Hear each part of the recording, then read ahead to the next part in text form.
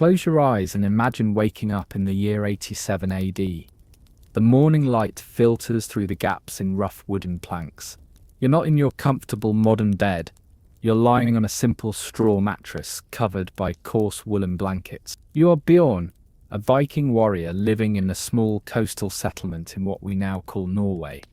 Tonight we're going to explore your life in excruciating, methodical detail, the kind of everyday mundane existence that history books rarely talk about. This isn't about dramatic battles or epic adventures. This is about the slow, repetitive, ordinary reality of being a Viking, perfect for helping your mind drift away from today's concerns. So before you get comfortable, take a moment to like the video and subscribe, but only if you genuinely enjoy what I do here.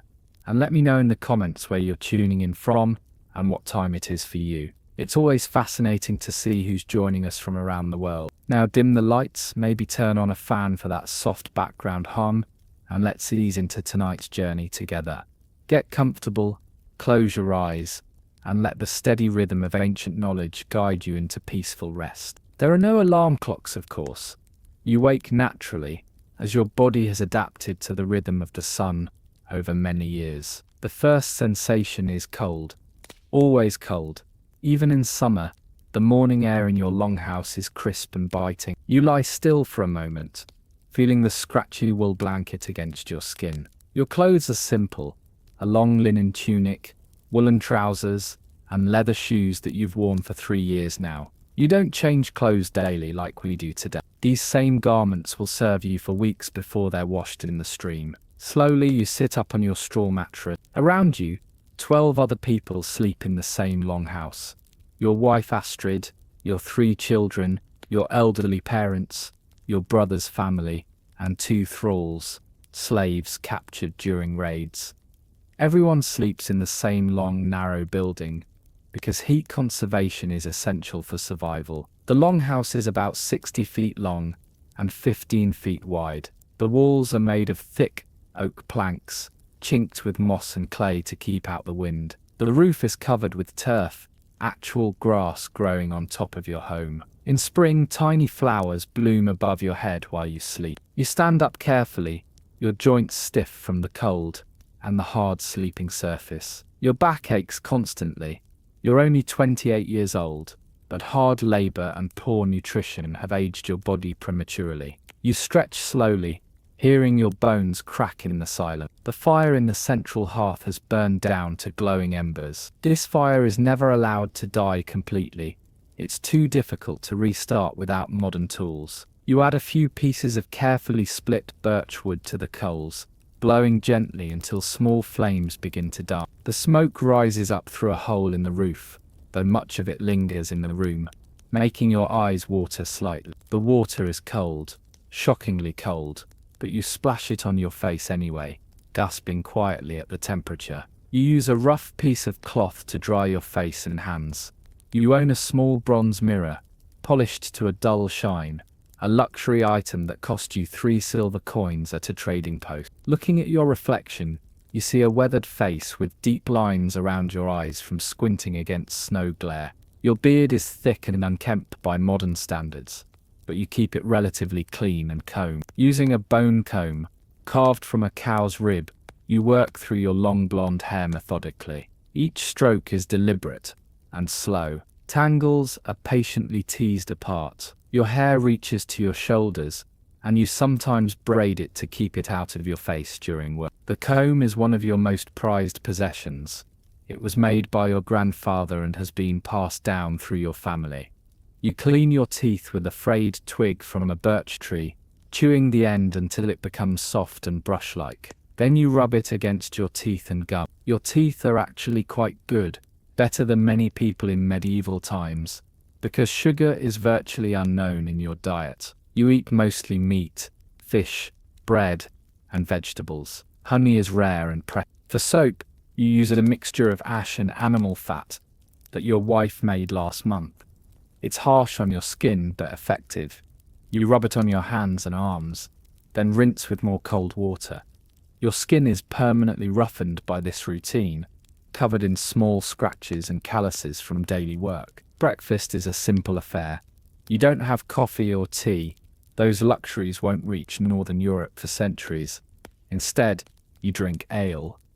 Yes, ale for breakfast. It's safer than water, which might carry disease, and it provides calories you need for the day's hard work. The ale is weak by modern standards, maybe 2% alcohol. It tastes sour and yeasty, with a flat, almost bitter flavor. You drink it from a horn cup, literally a cow's horn that's been cleaned, carved, and polished smooth. The horn is warm against your lips, and you can taste the faint flavor of the bone itself. Your wife Astrid has prepared a meal of leftover stew from yesterday. It's made with barley, onions, and small pieces of preserved. The meat was salted and smoked last autumn when you slaughtered your pig. Each piece is tough and requires careful chewing. The barley is mushy, almost porridge-like, and it sticks to your teeth. You also eat a piece of flatbread, unleavened and dense. It's made from rye flour, mixed with water, and a tiny amount of salt. The bread is hard and requires soaking in the stew to soften it enough to chew. There's no butter or spreads. The bread tastes earthy and slightly sour. As you eat, you plan your day. Summer is the busy season. There are fields to tend, animals to care for, and preparations to make for the long, brutal winter ahead. Every day of good weather must be used productively. Nothing can be wasted. Your children eat smaller portions of the same food. Your oldest son, Eric, is 12 and will work alongside you today. Your daughters, ages 8 and 6, will help their mother with household tasks. Children in your time grow up quickly. There's no concept of a carefree childhood. Everyone must contribute to the family's survival. The meal is eaten in relative silence. Conversation is minimal and practical. The goats need new tethering ropes. The roof above the grain storage needs repair. The fish nets have 3 holes that need mending. Each statement is met with a grunt of acknowledgement. After breakfast, you walk to your small field, about 2 acres of land that you've painstakingly cleared of stones and roots over several years. The soil is thin and rocky, typical of the Norwegian landscape. Farming here is back-breaking work with minimal reward. You carry a simple wooden spade with an iron tip. Iron is precious and must be maintained carefully. You spend several minutes examining the spade for rust or damage, rubbing the metal with a piece of cloth dampened with animal fat to prevent corrosion. Today you're weeding the barley field. Each weed must be pulled by hand, roots and all. You work slowly, methodically, moving down each row on your hands and knees. The position is uncomfortable, and your back begins to ache within minutes. But this is your life, slow, repetitive, physical labor. The barley plants are thin and sparse. A good harvest will yield enough grain to last your family through winter, but just barely. A poor harvest means hunger, malnutrition, and possibly death. There's no grocery store, no backup plan. These struggling plants represent your family's survival. You pause occasionally to rest, sitting back on your heels and looking across the landscape. Your neighbors are doing similar work in their fields. Everyone works alone or with family members. There's no chatting across fence lines, no socializing during work hours. The growing season is too short and precious for distractions. Around midday, you switch to a different task, repairing a section of wooden fence that keeps your goats from wandering into the forest. The fence is made of split pine logs, each one carefully shaped with your axe. You examine each log for rot or insect damage, replacing boards that have become too weak. Your axe is your most important tool. It's used for cutting wood, shaping timber, and in emergencies, as a weapon. The handle is made from ash wood, worn smooth by years of use. The iron head is kept sharp with a whetstone, and you test its edge carefully before each use. Working with the axe requires complete attention. One misplaced swing could result in a severe injury, and there are no hospitals or modern medical care. A serious wound could easily become infected and fatal. So you work slowly, deliberately, checking each cut before making the next. The new fence boards must be cut to precise lengths. then shaped to fit against the existing posts. Each cut is planned and measured twice. Wood is too valuable to waste on mistakes. Trees are abundant in the forest, but cutting them down and transporting them back to your homestead is exhausting work. Your afternoon is spent caring for your livestock. 2 goats, 3 sheep, a pig, and a handful of chickens. These animals are not pets. They're essential economic resources that represent wealth, food security, and trade value. The goats are tethered in a small clearing where they can graze on grass and low shrubs. You check their ropes, ensuring they're secure, but not too tight. A lost goat could wander into the forest and be killed by wolves or bears. You move their tethering stakes to fresh patches of grass, coiling the ropes carefully to prevent tangles. Goat milk is a crucial part of your diet. You milk each goat twice daily, morning and evening. The process is slow and meditative. You sit on a small wooden stool, pressing your face against the goat's warm flank, squeezing each teat with a gentle, rhythmic motion. The milk streams into a wooden bucket with a soft splashing sound. The milk is warm and frothy with a slightly sharp flavor that's stronger than cow's milk. You drink some immediately. It's one of the few foods you have that's rich in fat and protein. The rest will be made into cheese by your wife, a process that takes several days and requires careful attention to temperature and timing.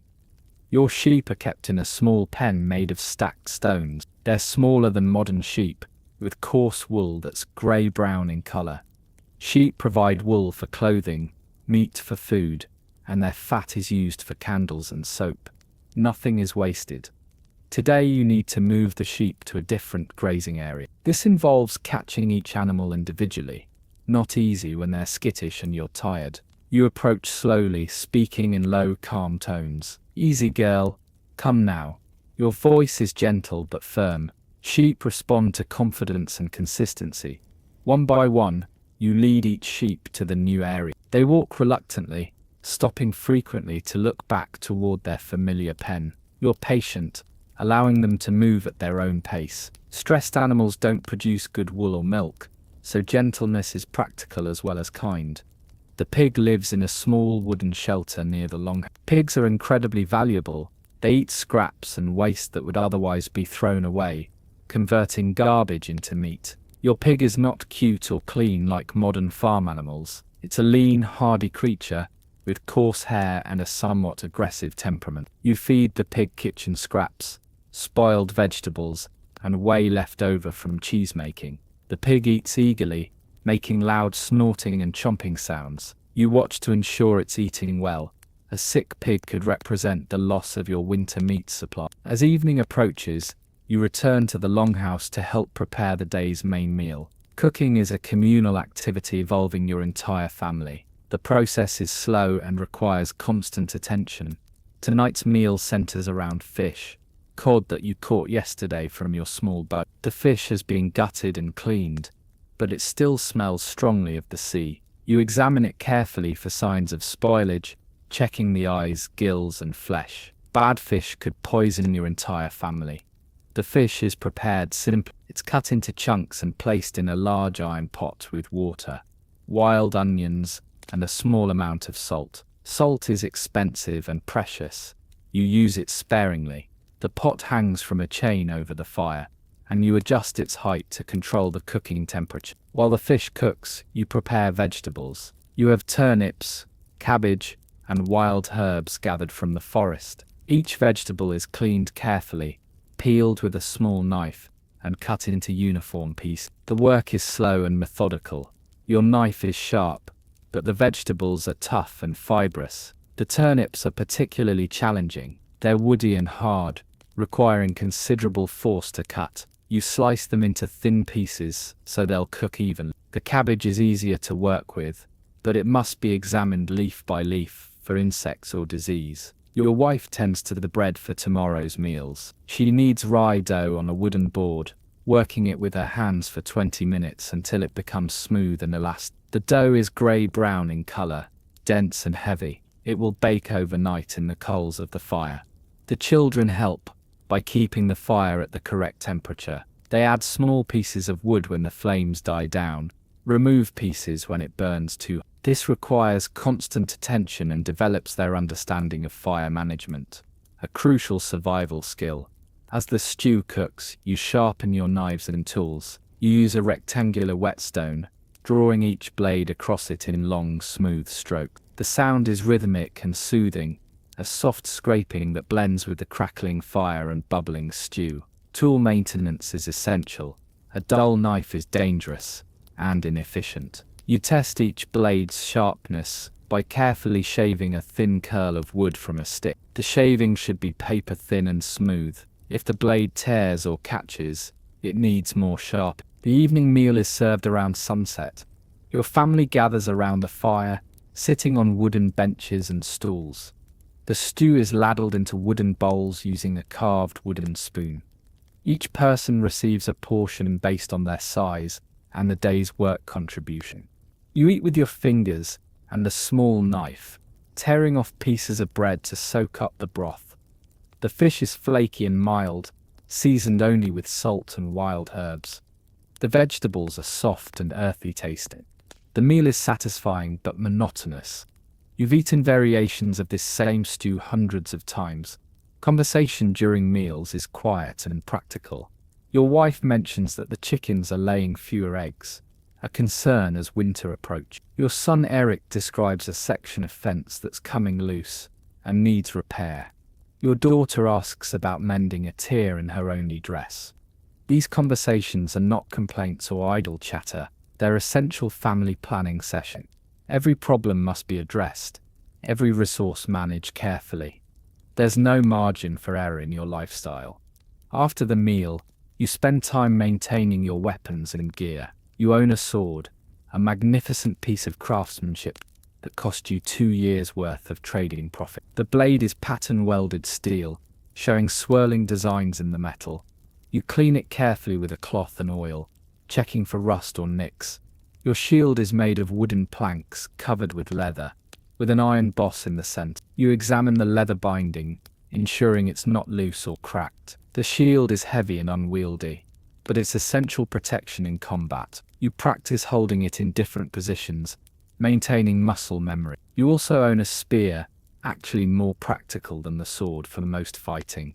The spear point is leaf-shaped iron, sharp on both edges. The wooden shaft is 8 feet long, made from seasoned ash wood. You check the binding where the point attaches to the shaft, ensuring it's secure. Your battle axe is smaller than the tool axe you use for work. It's designed for fighting, with a narrow blade and a long handle for leverage. The edge is kept extremely sharp, and you test it by carefully shaving hair from your forearm. The axe is perfectly balanced, and you practice a few slow swings to maintain your technique. This is one of the most important parts of your day, the time when history, culture, and values are passed down through generations. Tonight, your father tells a story about Thor's fishing expedition, but this isn't the dramatic version you might know from a movie. This is the slow, detailed, traditional telling that's been passed down for centuries. Every word is deliberate, every pause meaningful. Long ago, when the world was young and the gods walked among men, Thor decided to test his strength against the great serpent Jormungand. Your father's voice is low and rhythmic, barely above a whisper. The story unfolds slowly, with detailed descriptions of Thor's preparations, his choice of fishing line, the specific bait he used. The story includes long passages about the construction of Thor's boat, the weather conditions on the day of fishing, the exact location where he dropped his line. These details might seem boring to modern listeners, but they serve a purpose. They're meditative, hypnotic, designed to calm the mind and prepare the body for sleep. Thor chose the head of the great ox Himinhurtut as his. He attached it to a line made from the strongest hemp, twisted with the sinews of a giant. The story continues with methodical precision, each detail building upon the last. Your children listen with half-closed eyes, their bodies relaxed by the warmth of the fire and the rhythm of their grandfather's voice. This is how they learn about their heritage, their beliefs, their place in the world. But it's also how they learn to relax and prepare for sleep. The story takes 45 minutes to tell in full. It covers Thor's journey to the fishing grounds, his patient waiting as the line sank into the depths, the gradual realization that something enormous was taking his bait. Each moment is described in careful detail. The serpent's eyes were like burning coals beneath the waves. Its breath created whirlpools that pulled down seabirds and chunks of ice. Your father's voice becomes even softer, more hypnotic. The words blend together like a gentle song. As the story concludes, you feel your own eyelids growing heavy. The combination of physical exhaustion from the day's work and the soothing rhythm of the ancient tale creates a perfect state for sleep. This is intentional. These stories have been refined over generations to have this exact effect. When the story ends, your family begins the quiet process of preparing for sleep. The fire is banked carefully, covered with ash to slow the burning while keeping the coals alive until morning. This is a delicate process that requires experience and patience. You use a wooden shovel to spread ash over the glowing coals, leaving small gaps for air circulation. Too much ash will smother the fire completely. Too little will let it burn too quickly through the night. The result should be a slow, steady glow that will last until dawn. Your sleeping area is prepared with quiet efficiency. You shake out your straw mattress, redistributing the filling to eliminate lumps and hollow. The straw rustles softly as you work, a sound that's become associated with rest and comfort. Your woolen blankets are examined for tears or thin spots. The wool is coarse and scratchy, but it's warm and water-resistant. You layer the blankets carefully, creating insulation from the cold floor and walls. The bottom blanket is folded to create a barrier between you and the straw mattress. Your wife braids her long hair before sleep, using a bone comb to work through any tangles. The process is slow and meditative. She divides her hair into 3 equal sections, then weaves them together with practiced movements. The finished braid is secured with a leather cord. Your children are already lying down, their small bodies curled together for warmth. They share blankets and mattresses, their breathing gradually synchronizing as they settle into sleep. The youngest makes soft, contented sounds, not quite words but peaceful murmurs. You remove your outer clothes but keep your linen undergarments on. Sleeping completely naked would be too cold even in summer. Your clothes are folded carefully and placed on a wooden chest near your sleeping area. Good clothing is too valuable to treat carelessly. As you lie down, you review the day's accomplishments mentally. The weeding was completed in the barley field. The fence repair was successful. The animals are healthy and secure. Tomorrow will bring similar tasks, but tonight you can rest knowing that your family is safe and provided for. The longhouse settles into nighttime quiet. Around you, 12 people breathe in the slow, steady rhythm of approaching sleep. The sounds are gentle and familiar. Soft exhales, the rustle of straw, the occasional creak of wooden beams as the building cools. Outside you hear the distant sound of the sea. Your settlement is built on a fjord, and the waves create a constant, soothing background rhythm. The water laps against the rocky shore with a soft, repetitive sound that's remained unchanged for thousands of years. Sometimes you hear the call of a night bird, perhaps an owl hunting in the forest. The sound is haunting but not frightening. It's part of the natural world that surrounds and sustains your community. You've learned to identify dozens of bird calls, each one telling you something about weather, season, or time of night. The wind moves through the trees outside, creating a gentle rushing sound. In winter, this same wind will be a threatening force, carrying snow and deadly cold. But in summer, it's a peaceful companion, providing relief from the day's heat, and carrying the sense of wild flowers and growing things. Your thoughts drift to the upcoming harvest season. In a few weeks, you'll begin cutting the barley with a sickle, a curved blade attached to a wooden handle. The work will be backbreaking, but essential. Every grain must be collected, threshed, and stored for winter. You think about the trading voyage planned for late summer. You'll join with men from neighboring settlements to sail south, carrying furs, amber, and walrus ivory to trade for iron, silver, and exotic goods. The journey will be dangerous but profitable. The boat you'll use is an oar, a cargo vessel, about 50 feet long. It's built for carrying goods rather than speed, with a deep hull and single square sail. The boat can carry about 20 tons of cargo, but it's slow and difficult to maneuver. You'll be away from home for 6 weeks, sailing along the coast and then inland via river. The journey requires careful planning and preparation. Food, water, and supplies must be calculated precisely. There are no harbors or supply stations. You must carry everything you need.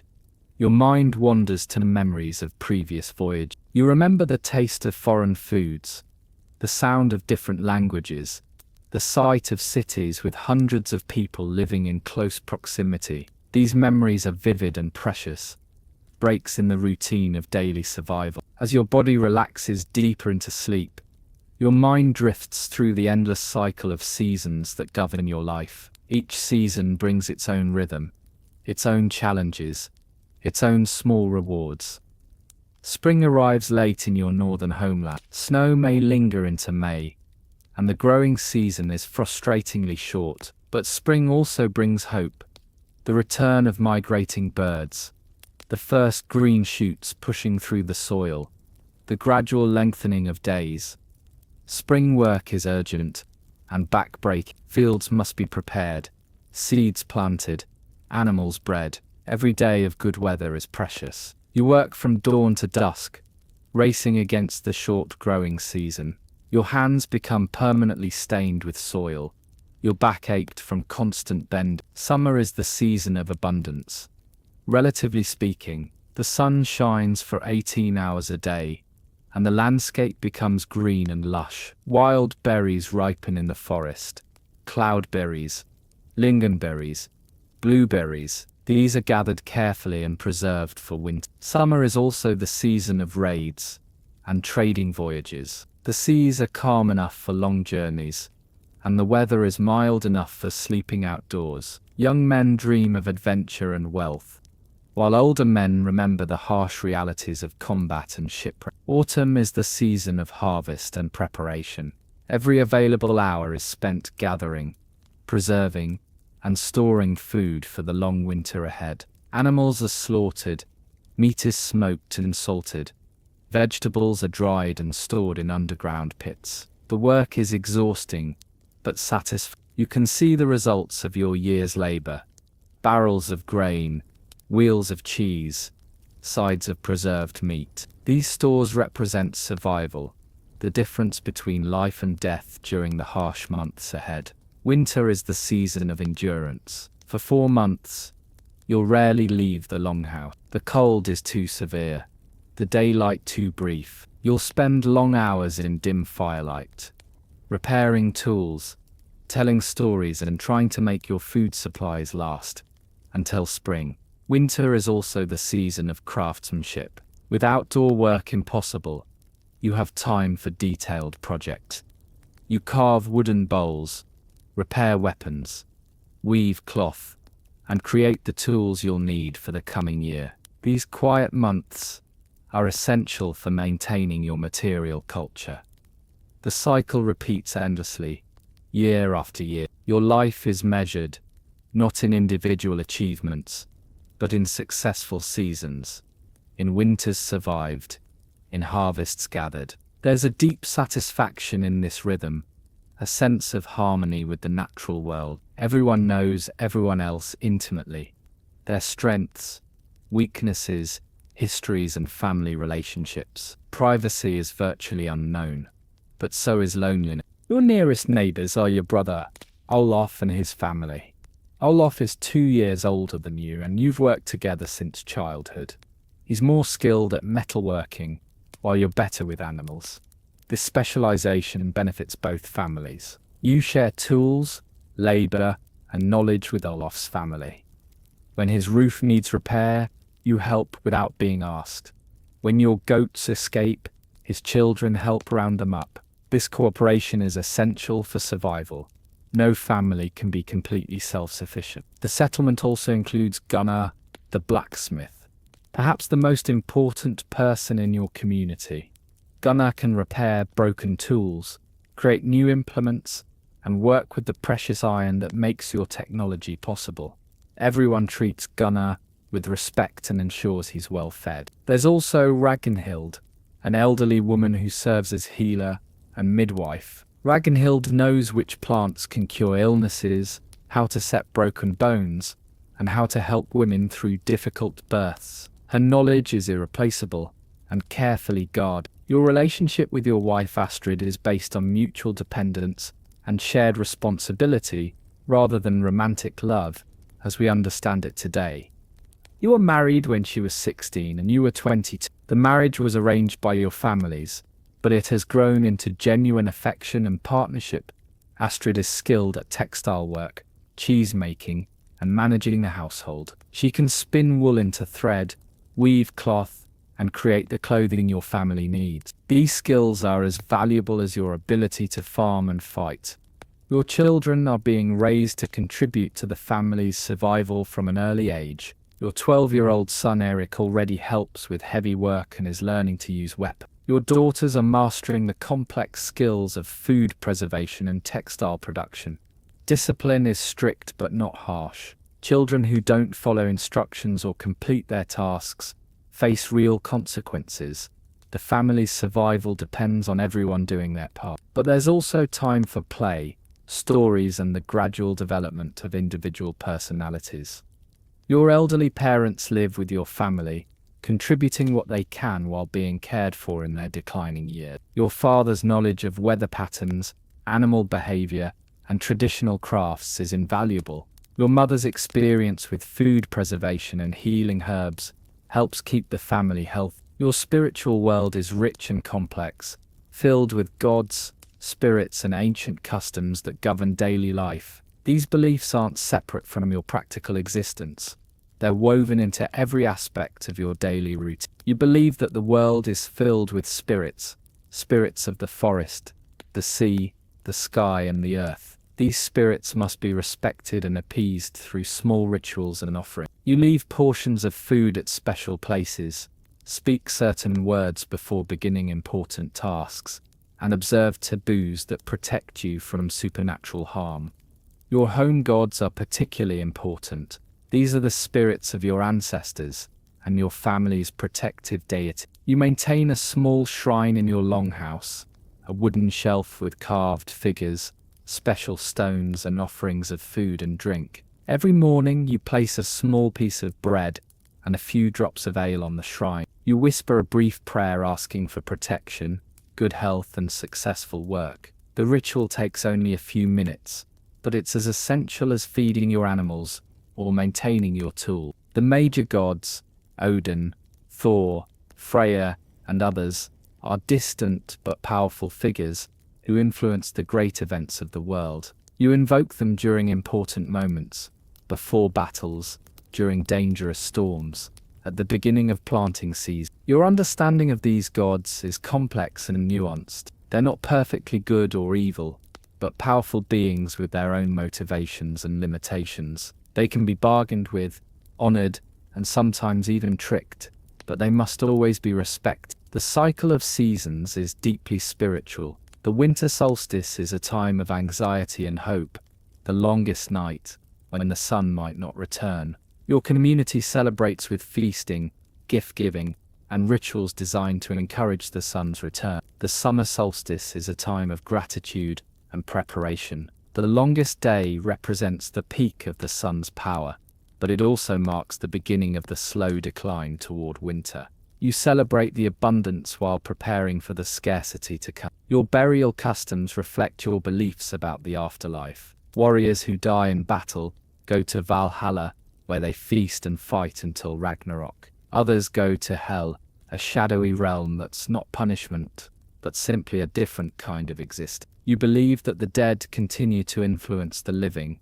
Ancestors can provide guidance, protection, and warnings. They can also cause problems if they're not properly honored. This belief makes genealogy and family history extremely important. Dreams are considered messages from the spirit world. You pay careful attention to your dreams, discussing them with family members and seeking interpretation from wise elders. Some dreams are warnings, others are prophecies, and some are visits from deceased relatives. Your entire material culture, depends on a relatively small collection of tools and technologies, each one carefully crafted and maintained. These tools represent generations of accumulated knowledge and skill, passed down from father to son. Your primary farming tool is a simple plough, an ashwood frame with an iron point. The plough is pulled by your ox, a massive animal that requires careful training and management. The ploughing process is slow and deliberate, creating furrows that must be perfectly straight and evenly spaced. You also own several different types of axes. Your felling axe is used for cutting down trees. It has a wide blade and a long handle for maximum leverage. Your splitting axe has a thinner blade designed to follow the wood grain. Your carpenter's axe is smaller and more precise, used for detailed shaping work. Each axe requires different maintenance techniques. The felling axe must be extremely sharp to cut through large trees efficiently. The splitting axe needs to be wedge-shaped to force wood apart. The carpenter's axe must be perfectly balanced for precise control. Your collection of knives serves various purposes. Your eating knife is small and sharp, used for cutting food and general tasks. Your work knife is larger and more robust, designed for skinning animals and cutting leather. Your carving knife is thin and delicate, used for detailed woodwork. Knife maintenance is a daily ritual. You test each blade's sharpness, clean away rust and debris, and apply a thin coat of oil to prevent corrosion. A dull knife is not just inefficient, it's dangerous, more likely to slip and cause injury. Your fishing equipment includes nets, lines, and hooks. The nets are woven from hemp fiber, with knots tied in specific patterns that have been perfected over generations. Each net must be checked regularly for damage and repaired immediately. Fishing lines are made from twisted animal sinew or plant fibers. The lines must be strong enough to handle large fish, but thin enough to be nearly invisible underwater. Creating good fishing line requires patience and skill. Each strand must be perfectly consistent. Your hooks are carved from bone or antler, shaped and sharpened by hand. Metal hooks are rare and expensive, reserved for special occasions or deep-sea fishing. The bone hooks work well for the most purposes, though they require more skill to use effectively. Your woodworking tools include several different chisels, each designed for specific tasks. Wide chisels are used for removing large amounts of wood quickly. Narrow chisels create precise cuts and detailed work.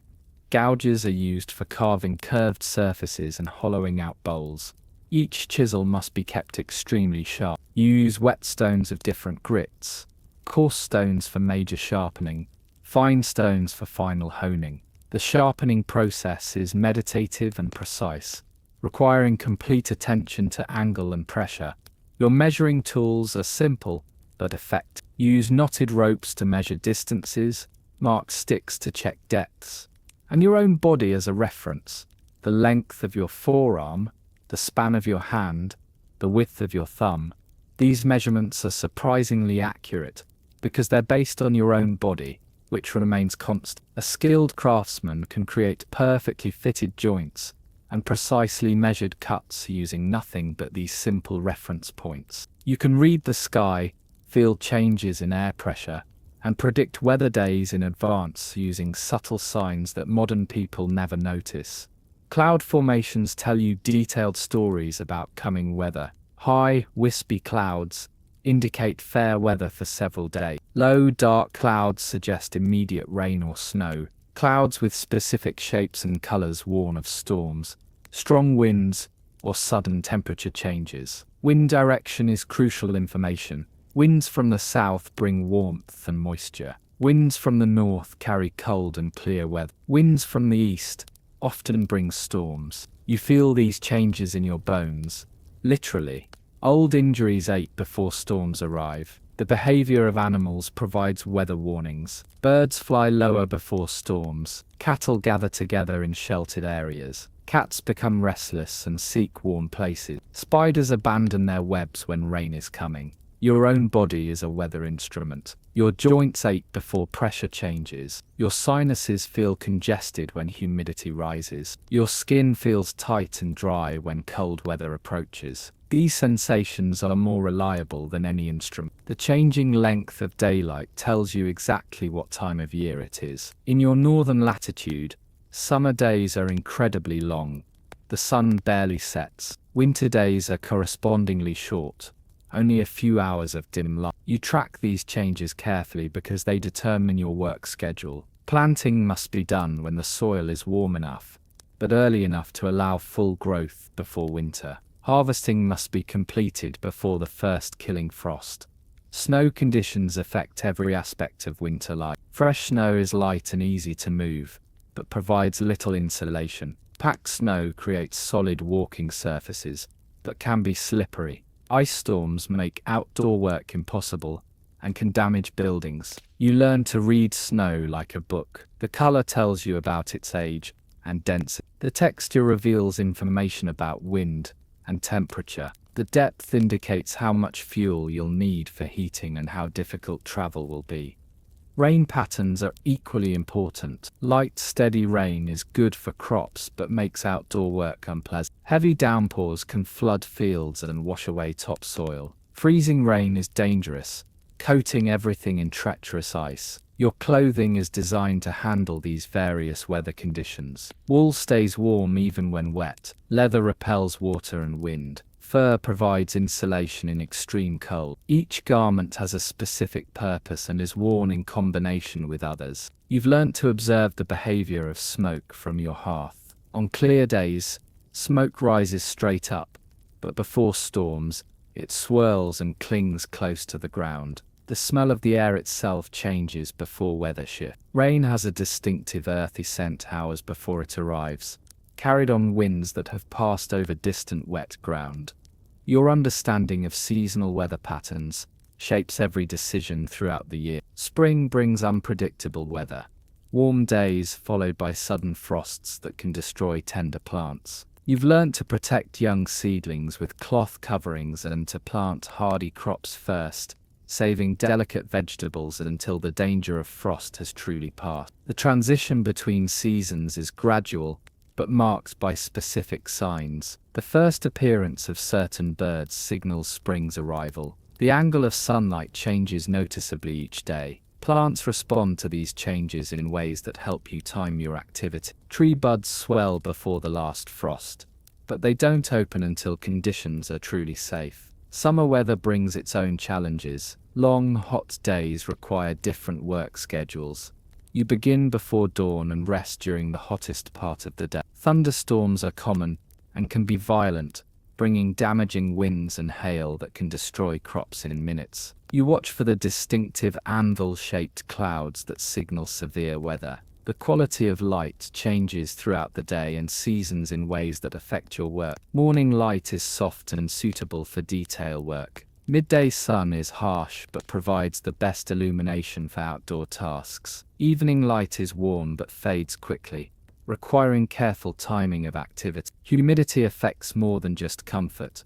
It influences food preservation, textile work, and even the burning characteristics of fuel. High humidity makes it difficult to dry foods and can cause stored grain to spoil. Low humidity makes fires burn hotter but consume fuel fast. Your knowledge of microclimates within your local area is crucial. The south side of your buildings is always warmer and drier, perfect for drying foods and starting seeds. Low-lying areas collect cold air and are prone to frost. Hilltops are windier but less likely to flood. Weather patterns follow larger cycles that you've learned to recognize. Some years bring more rain, others more drought. These variations affect not just your immediate survival, but your long-term planning. In wet years, you focus on preserving excess crop. In dry years, you ration carefully and plant crops that require less water. The relationship between weather and human health is something you understand intimately. Sudden temperature changes make people sick. Prolonged dampness causes joint pain and respiratory problems. Dry, cold air cracks skin and makes breathing difficult. You adjust your lifestyle and remedies accordingly. Food preservation is perhaps the most critical skill in your survival arsenal.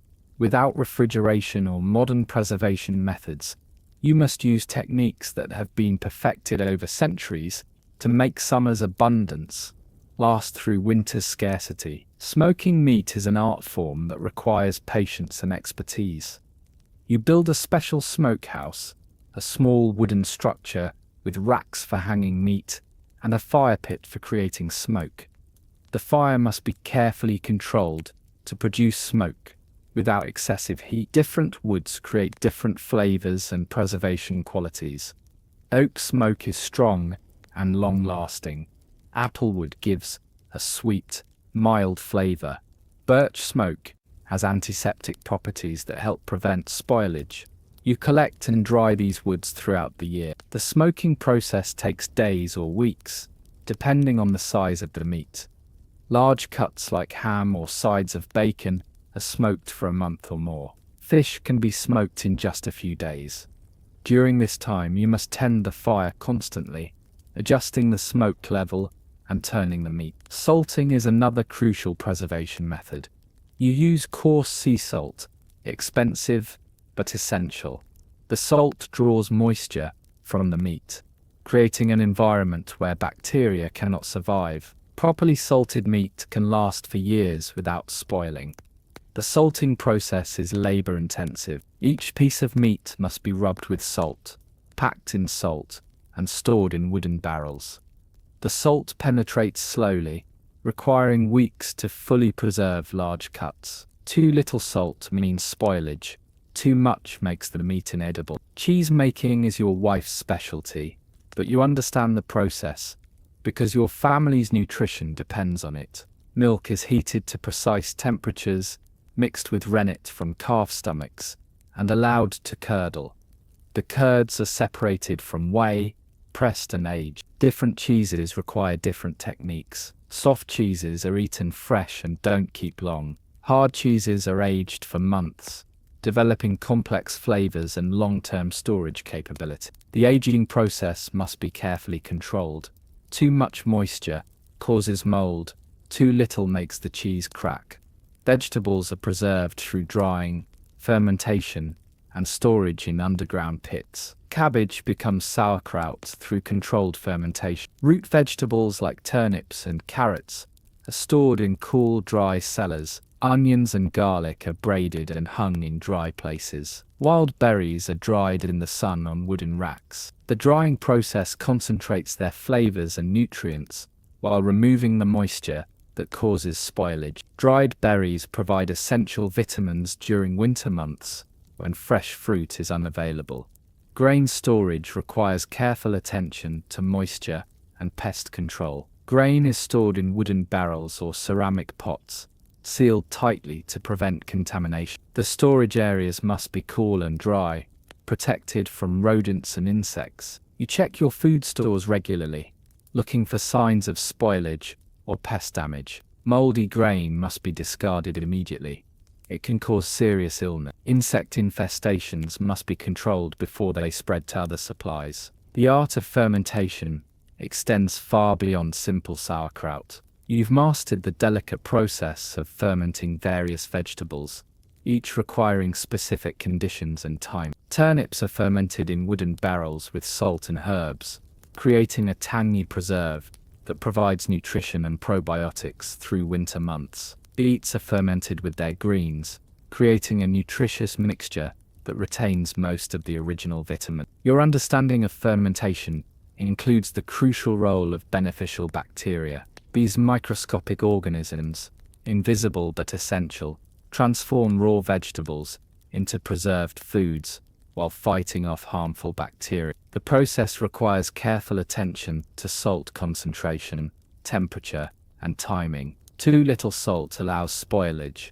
Too much prevents fermentation entirely. The construction and maintenance of your root cellar represents months of careful planning and back-breaking labor. Dug into a hillside, the cellar maintains a consistent temperature just above freezing throughout winter. The walls are lined with stones to prevent cave-ins, and the floor is covered with sand to absorb moisture. Proper ventilation prevents the buildup of dangerous gases while maintaining the right humidity. Within the root cellar, different vegetables require specific storage conditions. Potatoes are stored in wooden bins, covered with dirt to prevent sprout. Apples are wrapped individually in cloth and placed in baskets, checked regularly for signs of rot. Cabbages are hung by their roots from rafters, their outer leaves protecting the inner heads from drying. The process of creating hardtack, a long-lasting bread, requires precise technique. The dough contains only flour, water, and salt, mixed to a specific consistency. It's rolled thin and cut into squares, then baked until completely dry. Properly made hardtack can last for years, providing emergency nutrition when other foods are unavailable. Preserving fish requires different techniques than meat. Small fish are often dried whole, hung on wooden racks in the sun and wind.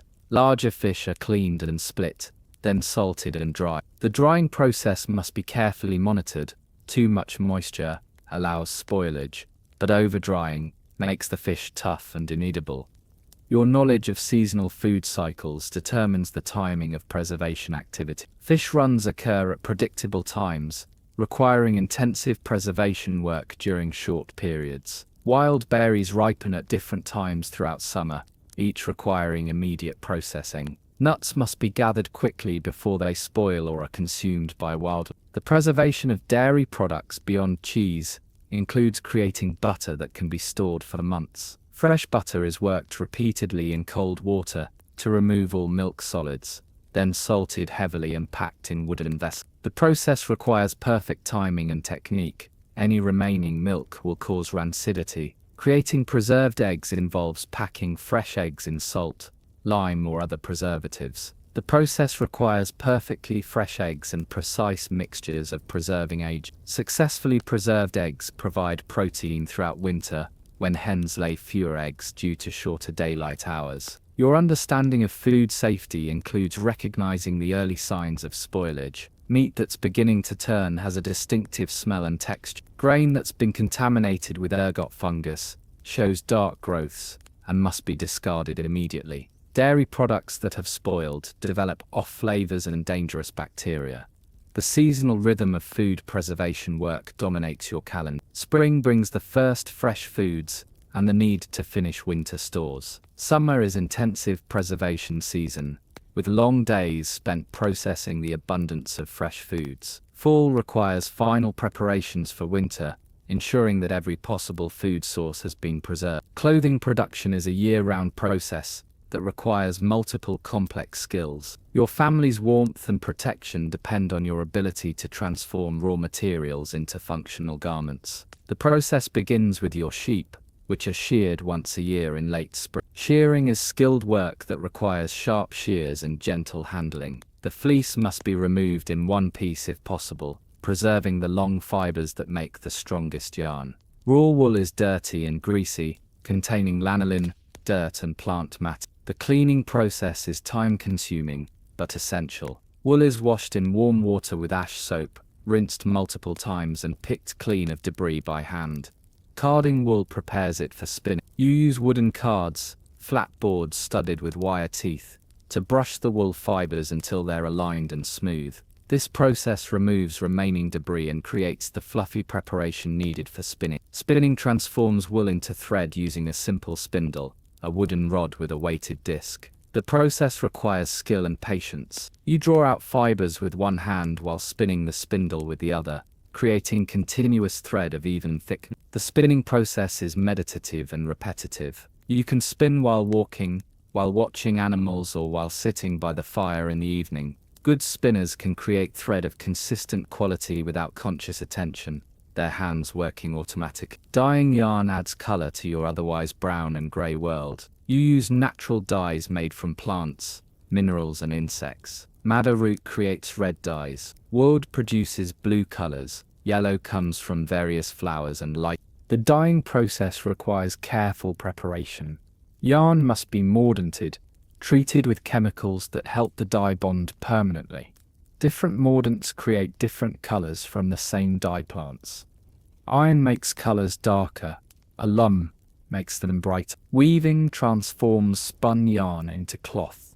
Using a simple loom, a wooden frame that holds parallel threads under tension, you interlace cross threads through the parallel threads, creating the basic structure of all woven cloth. The weaving process is slow and requires constant attention. Each row must be beaten down firmly against the previous row. The tension must be consistent across the width of the cloth. Mistakes are difficult to correct and can ruin days of work. Different weaving patterns create different types of cloth. Plain weave creates strong, basic fabric. Twill weave creates diagonal patterns and more flexible cloth. Complex patterns require careful planning and skilled execution. Finishing cloth involves several additional steps. The cloth is washed to remove oils and tighten the weave. It's stretched on frames to dry flat and square. The surface is brushed to raise a nap that provides additional warmth. Cutting and sewing garments requires careful planning. Cloth is too valuable to waste on mistakes. Patterns are simple and efficient, designed to use every scrap of material. Seams are sewn by hand using linen thread and bone needles. Your clothing is designed for durability and function rather than fashion. Garments are loose-fitting to allow for movement and layering. Colors are muted and practical. Decoration is minimal and functional, reinforcing seams or marking ownership. Linen, made from flax plants, requires a completely different process than wool. The flax must be harvested at exactly the right time, then retted, allowed to rot in water, to separate the useful fibers from the plant material. Processing flax into linen involves multiple steps, each requiring specific tools and techniques. After retting, the flax is dried and broken using a wooden tool called a flax break. The broken stems are then scraped with a knife to remove remaining plant material. Finally, the fibers are hackled, combed through progressively finer combs to create smooth, even fibers ready for spinning. Linen thread is stronger than wool but more difficult to spin. The fibers are shorter and less forgiving of mistake. However, linen cloth is superior for certain purposes. It's cooler in summer, more durable, and doesn't attract insects the way wool does. Your family's best clothing and bedding are made from linen. The art of creating different weights of cloth requires careful planning during the weaving process. Heavy cloth for winter clothing uses thick threads and tight weaves. Light cloth for summer garments uses fine threads and looser weave. The same loom can produce vastly different fabrics depending on the thread choice and weaving technique. Your understanding of garment construction includes the creation of specialized clothing for different activities. Work clothes are cut loose and reinforced at stress point. Formal clothes are fitted more carefully and decorated with embroidery or trim. Winter clothing incorporates multiple layers and special techniques for trapping warm air. The process of creating felt from wool involves a completely different technique from weave. Wool fibers are laid out in overlapping layers, then wetted with hot water and worked by hand until the fibers mat together. The process requires skill and strength, but creates a warm, waterproof material perfect for hats and winter clothing. Your knowledge of clothing repair is as important as the ability to create new garments. Tears must be mended immediately before they become larger. Worn areas can be reinforced with patches or decorative elements. The ability to extend the life of clothing through careful maintenance is essential when new fabric is so labor-intensive to create. The seasonal rhythm of textile work follows the agricultural calendar. Spring brings shearing and the beginning of wool process. Summer is ideal for dyeing, when plants are at their peak and sunlight helps set colors. Fall is time for intensive weaving, creating the cloth needed for winter clothing. Winter evenings are spent spinning, taking advantage of long indoor hours. Creating stockings and other knitted items requires different skills from weaving. Knitting with wooden needles allows the creation of form-fitting garments that stretch and move with the body. The technique is complex, requiring the ability to shape garments through increasing and decreasing stitches. Your understanding of clothing as protection extends beyond warmth. Thick leather aprons protect against sparks from the forge. Tightly woven cloth resists tears from thorns and rough work. Proper layering creates insulation while allowing for movement and temperature regulation. The social aspects of textile work cannot be ignored. Clothing indicates social status, occupation, and wealth. Fine fabrics and skilled needlework demonstrate prosperity. Simple, practical clothing shows the wearer's focus on function over display. The ability to create beautiful textiles is a source of pride and social standing. Metalworking is one of the most valued skills in your community, requiring specialized knowledge and expensive materials. Iron is precious, and the ability to work it into useful tools can mean the difference between prosperity and hardship. Your settlement's blacksmith, gunner, works with a simple forge, a stone hearth with a leather bellows system. The forge burns charcoal, which creates higher temperatures than wood. The bellows are operated by hand, requiring constant attention to maintain proper heat. Iron ore is not mined locally.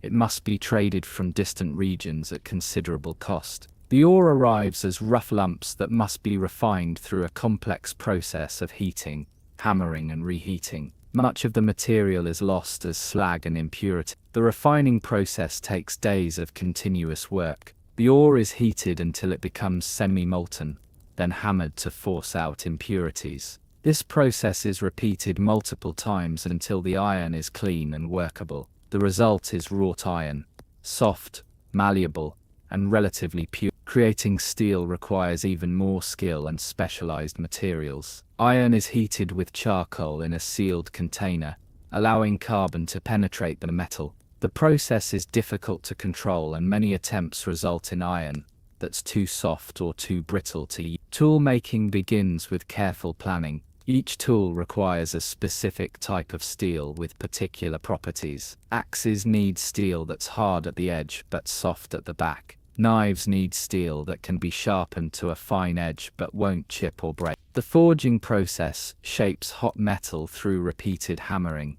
The blacksmith must work quickly while the metal is hot, but carefully to avoid mistakes. Each hammer blow must be precisely placed and properly controlled. Creating a sword is the ultimate test of metalworking skill. The blade must be perfectly balanced, properly tempered, and decorated with pattern welding. The process takes weeks and requires the best materials available.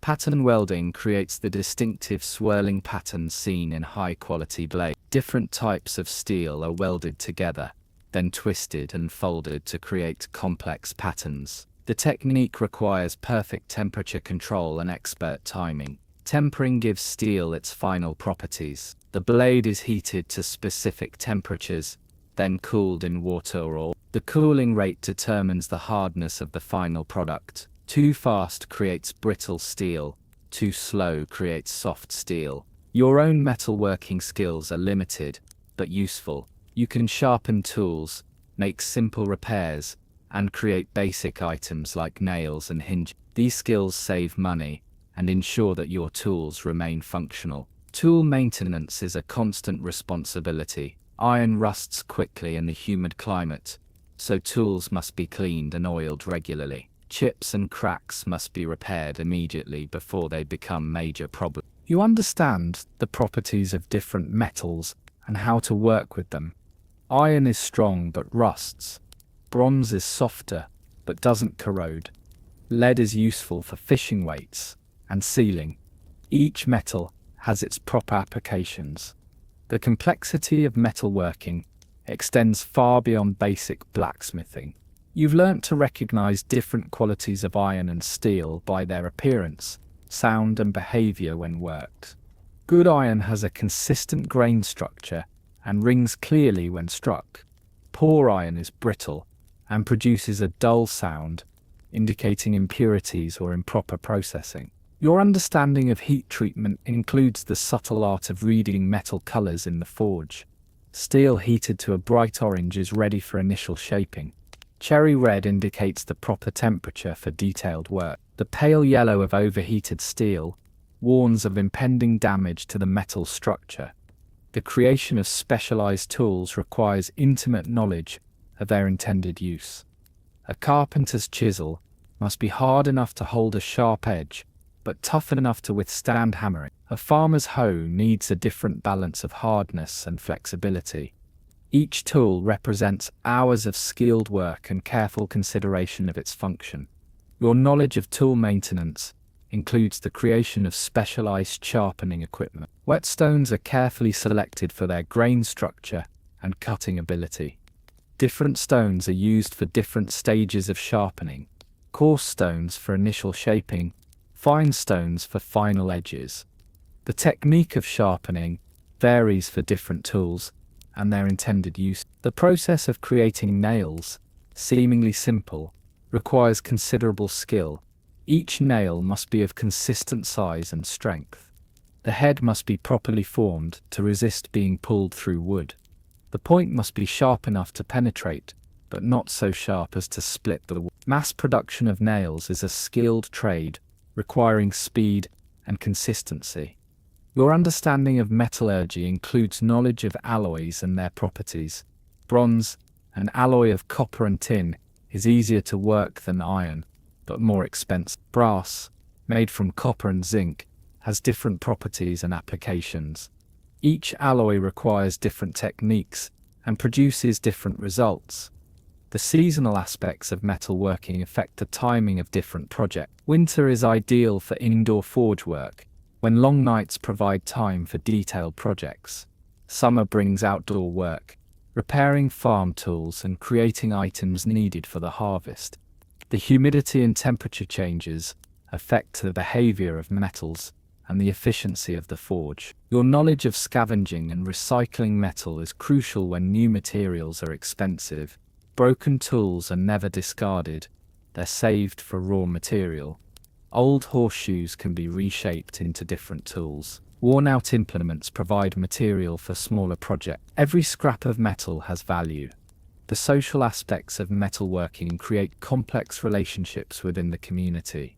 The blacksmith holds a position of respect and importance, but also faces constant pressure to produce quality work quickly. Tool failure can mean crop loss or injury, making the blacksmith's reputation crucial to his livelihood. Your understanding of safety in metalworking includes recognition of the many hazards involved. Hot metal can cause severe burns. Flying sparks can start fires or damage eyes. Improperly tempered tools can break and cause injury. The forge produces dangerous gases that require proper ventilation. Each aspect of metalworking requires careful attention to safety. The economics of metalworking affect every aspect of your life.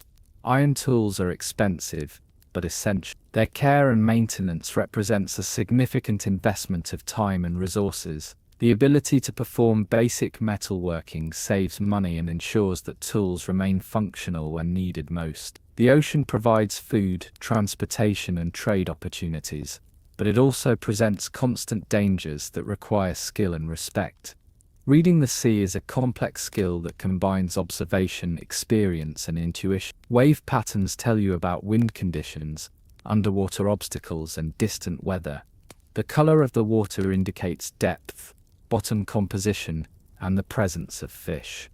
Your boat is a small fishing vessel about 20 feet long, built using techniques passed down through generations. The hull is made from overlapping oak planks, sealed with tar and animal hair. The construction is flexible enough to handle rough seas, but strong enough to carry heavy loads. The boat's single sail is made from wool cloth, woven specifically for marine use. The sail is thick and tightly woven to catch wind efficiently, but it must be maintained carefully to prevent rot and damage from salt water. Navigation relies on intimate knowledge of the coastline, weather patterns, and celestial movement. You know every rock, inlet, and landmark along hundreds of miles of coast. This knowledge has been accumulated through years of careful observation and experience. The sun provides directional guidance during the day. Its position at different times tells you not just direction, but also latitude and season. You can estimate time of day accurately by the sun's height and angle. At night, the stars provide navigation reference. The North Star shows true north, while other constellations indicate direction and time of night. Cloud cover that obscures the stars can be genuinely dangerous during long voyages. Wind patterns are crucial for sailing. You understand how winds change with weather, season, and time of day. Local winds are affected by geography. Mountains, valleys, and coastlines all influence wind direction and strength. Reading the weather at sea requires different skills than on land. Storm clouds on the horizon may be hours away, giving you time to reach shelter. But weather can change rapidly, and being caught in a storm at sea is often fatal. Your seamanship skills include rope work, sail handling, and emergency procedures. You can tie dozens of different knots, each designed for specific purposes. Knots must be tied quickly and correctly. A failed knot can mean loss of the sail or even the boat. Fishing from the boat requires specialized techniques. You use nets, lines, and traps, each designed for different types of fish and sea conditions. The timing of fishing depends on tides, weather, and seasonal fish movements. Tides affect every aspect of coastal life. You know the tide schedule by memory. Understanding how high and low tides affect fishing, boat launching, and shoreline activities. Tidal pools provide food sources that are only accessible at certain times. Emergency procedures are practiced regularly. You know how to handle a torn sail, a broken mast, or taking on water. Your boat carries emergency supplies, extra rope, tools, and materials for temporary repairs. The sea demands respect and caution. You never take unnecessary risks, and you always inform others of your plans before departing. Many good sailors have been lost to sudden storms or equipment failures. The subtleties of reading water conditions extend far beyond basic wave observation. You've learned to identify different types of waves and their meanings. Long, rolling swells indicate distant storms or consistent wind. Short, choppy waves suggest local weather disturbances. Waves that break in unusual patterns warn of underwater hazards or changing depths.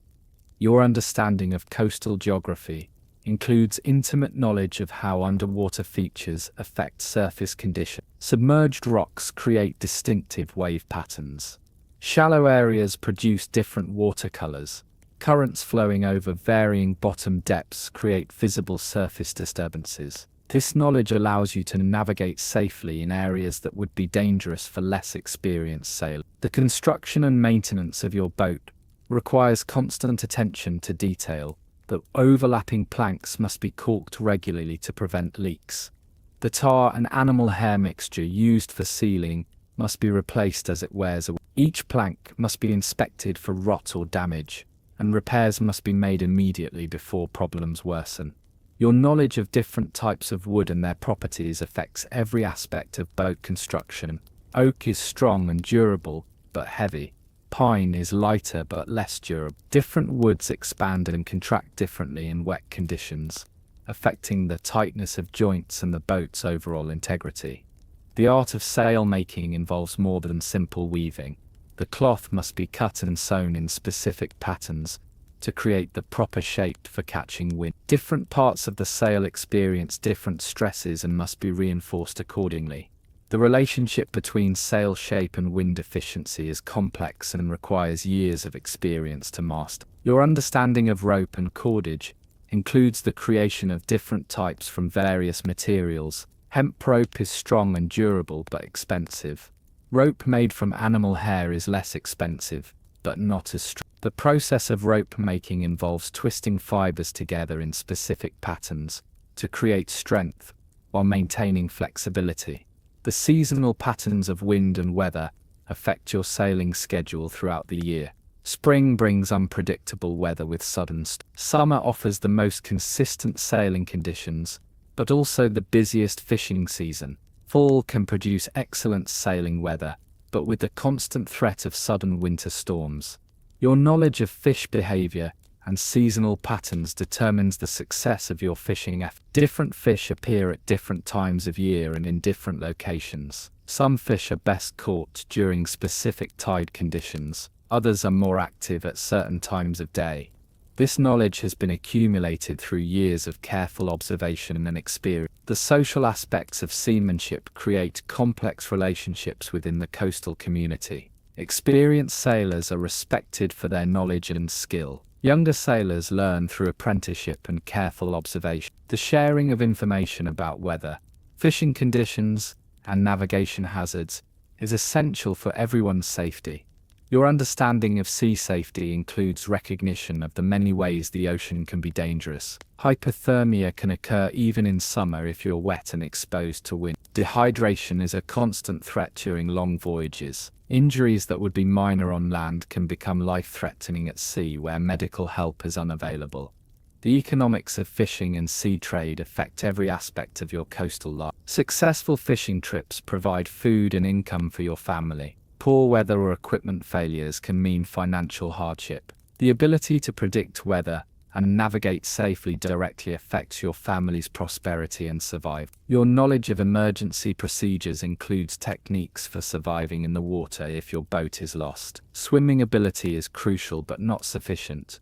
You must also understand how to conserve energy, stay warm, and signal for help. The construction of emergency shelters on remote beaches or islands could mean the difference between life and death. The relationship between seamanship and other survival skills creates a comprehensive approach to coastal living. Navigation knowledge helps with land-based travel. Understanding of weather patterns affects agricultural decisions. Rope working skills transfer to other crafts. Each skill reinforces and enhances the others, creating a complete system of knowledge necessary for survival. As the night deepens around your longhouse, your body settles into the familiar rhythm of approaching sleep. The fire has burned down to glowing embers, casting dancing shadows on the rough wooden walls. The temperature has dropped, and you pull your woolen blanket closer to your chin. Your breathing becomes slower and deeper as you relax completely. The straw beneath you rustles softly as you shift into a more comfortable position. Your wife's gentle breathing beside you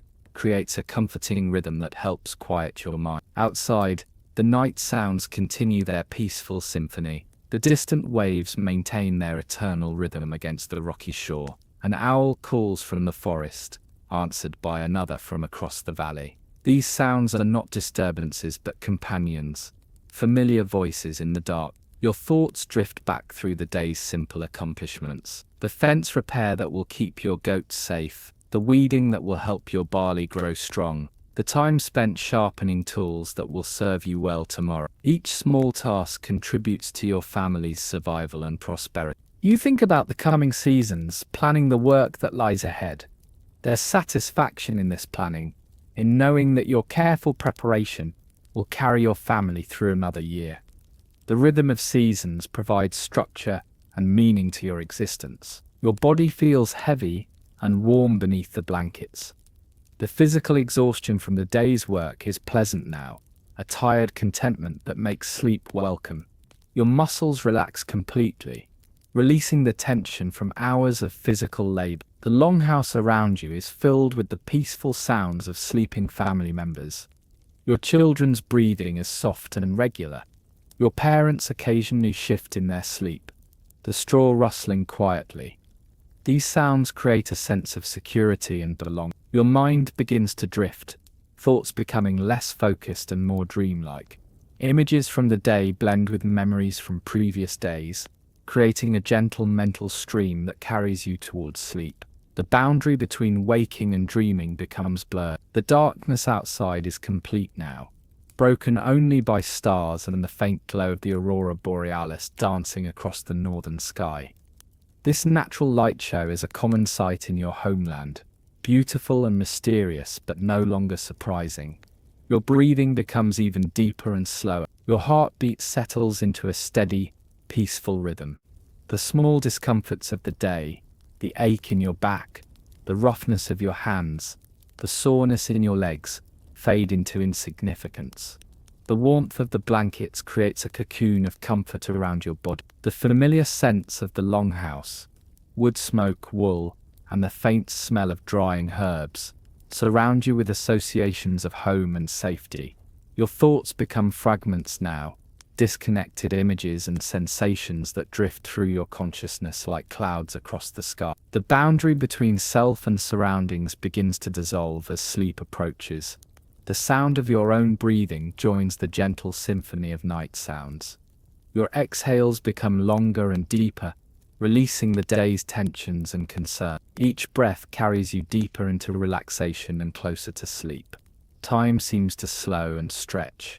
Minutes feel like hours, but hours pass like minutes. The normal urgency of daily life fades away, replaced by the timeless peace of approaching sleep. Your body temperature drops slightly as your metabolism slows. The coolness makes the warmth of the blankets even more pleasant. You burrow deeper into the straw mattress, seeking the perfect position for sleep. The last conscious thoughts drift through your mind like whispers. Tomorrow will bring similar tasks, similar challenges, similar small satisfactions. But tonight, you can rest knowing that today's work was well done. Your eyelids become impossibly heavy. The effort of keeping them open is too great, and you let them close completely. The darkness behind your eyelids is soft and welcoming, free from the harsh light of day.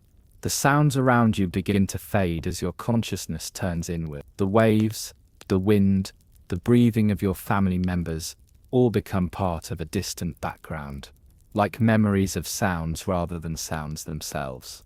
Your last awareness is of profound peace and security. You are surrounded by family, protected by strong walls, warmed by carefully tended fire. Your food stores are adequate, your tools are sharp, your animals are secure. All is well in your small world. Sleep comes like a gentle tide, washing over you in waves of deeper and deeper relaxation. Your consciousness ebbs slowly, peacefully, naturally. The transition from waking to sleeping is smooth and comfortable, like sinking into warm water. The Viking warrior Bjorn sleeps now, his breathing deep and regular, his body completely relaxed. Around him, his family sleeps peacefully, each member contributing to the collective security of the group. The longhouse settles into the quiet rhythms of the night. Outside, the aurora borealis continues its silent dance across the star-filled sky. The waves continue their eternal rhythm against the shore. The forest holds its nocturnal secrets, while the settlement sleeps safely through another night. Time passes unmarked in the darkness. Hours flow by like a peaceful river, carrying the sleeping family toward dawn. But dawn is still far away, and sleep is deep and restorative, preparing them for another day of simple survival in their harsh but beautiful world. The story of the Viking warrior ends not with battle or adventure, but with the profound peace of earned rest. In the quiet darkness of the longhouse, surrounded by the sounds of family and nature, Bjorn sleeps the deep sleep of honest exhaustion and quiet contentment. And perhaps in this peaceful vision of a life lived simply and authentically, you too can find the rest you seek. Let the rhythm of the waves, the whisper of the wind, and the gentle breathing of the sleeping family carry you into your own peaceful slumber. Sleep well, modern warrior. Sleep as deeply as Bjorn the Viking, as peacefully as his family, as safely as their ancient community, nestled in the protective embrace of the northern night. The story is complete. The day is done. Sleep beckons with gentle, irresistible invitation. Rest now. Rest deeply. Rest peacefully until morning comes again.